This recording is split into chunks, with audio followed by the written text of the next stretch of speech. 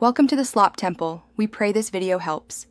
In this video, I will explain how to use the left, mid, and right functions in Excel. These powerful text functions allow you to extract specific portions of text from a larger string, which is incredibly useful for data cleaning and analysis.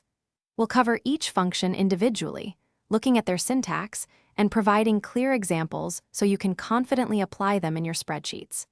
Get ready to transform your text data with ease. Let's start with the left function. This function is designed to pull a specified number of characters from the very beginning of a text string.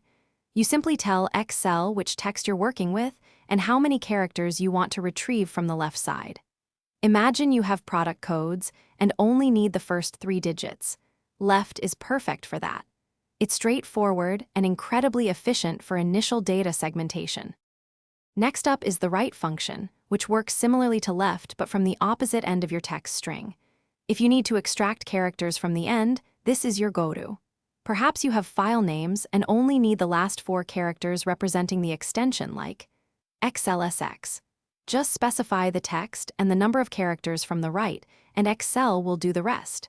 It's a mirror image of the left function's utility. Finally, we have the versatile MID function, which allows you to extract characters from anywhere within a text string.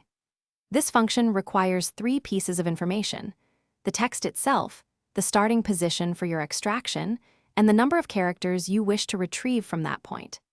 It's ideal for pulling out specific identifiers or codes embedded within a longer string, giving you precise control over your text manipulation tasks. It's truly powerful for detailed data extraction. Thanks for watching. Consider subscribing if we helped you.